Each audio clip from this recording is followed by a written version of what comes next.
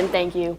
Dothan School Superintendent is on a whirlwind media tour promoting her proposals on how to overhaul the city's public education system. Dr. Phyllis Edwards joins me now this morning on the topic. Thank you so much. Thank you for having me. Now, I know you've been on and off this show, Yes. but for people, can you go over, there's 4 proposals. Can you kind of just give us a little detail on each of them as a refresher? Sure, just very, very quickly. So what I've done is looked at the system. Yeah. K-7 is one option where we would keep students together at one school, neighborhood school, and then 8th and 9th grade would go together in a cluster, and then we would go and do 10 through 12. So that changes up some things in terms of high school, and I know that's a pro, but it's also a con. I like the idea of putting the 8th and 9th together, though. So then we move on. There's K-7, then there's K-8. That means you just go one more grade. You stay again at your neighborhood school. Less transitions, and that's one of the reasons why I liked it. I like students being in neighborhood school. Then one of the models is something that we all know, and that's the traditional model. So that's definitely K-5, 6, 8, 9 through 12.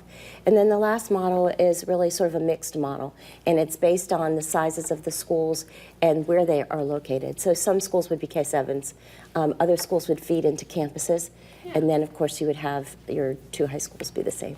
Now you mentioned a little bit why there as you were listening, but how did you come up with these plans? Because there were so many different options, so how did you kind of put them all into 4 and say, these are the best ones? Well, we looked at a lot of different options. I had to take some out, and I'm still actually trying to listen to people and see if there's something that I haven't thought of. But we came up with that. I came up with that because I heard people talk about when they were leaving, why they were leaving the system, and a lot of it seems to be centered around the ages of middle school. Not to say that it's just middle school, but I think people get nervous when it gets time for middle school.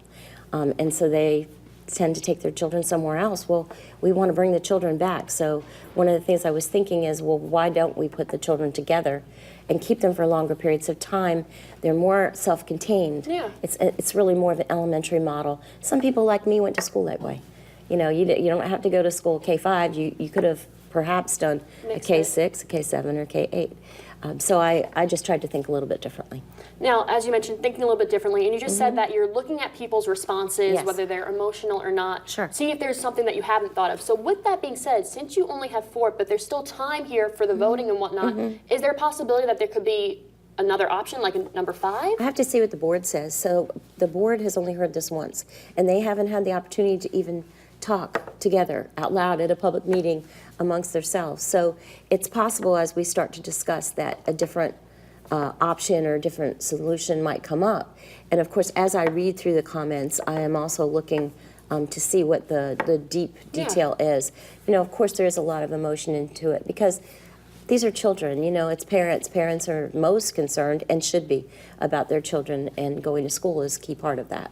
And obviously, too, as you're saying, you're looking at all these different options, and early education plays a big role, but as you mentioned, trying to include everyone. So another question we have been getting is children with learning disabilities. Where do they fit in all of this, and how are they included? They fit just the same as they've always. I mean, we are a public school system. We provide services, and we will continue to provide the services for exceptional students. What may be different about this is if you are combining schools, so you have less schools, you have your teachers and you have your instructional aides and supports in place, you can collapse more of them around children. So it's not going to go away. It just may mean that you have more teachers for a particular disability.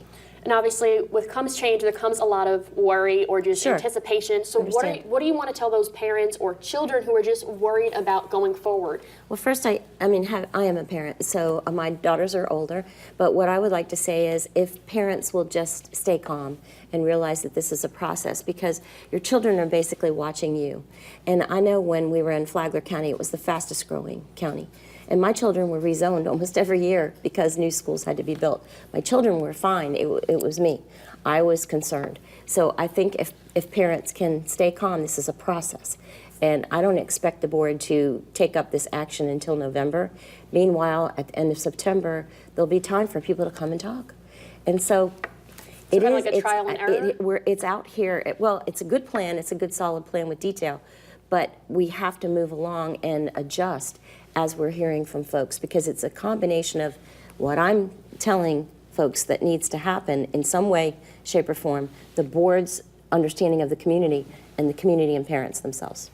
Well, Dr. Edwards, thank you so much again for coming on and speaking to all of us. Sure, glad to do it. Primary day in Florida. Coming up, a look at some races on the ballot. Plus, Ozark residents will be making their choice on Sunday alcohol sales. Your election update and more news and weather when News 4 This Morning returns.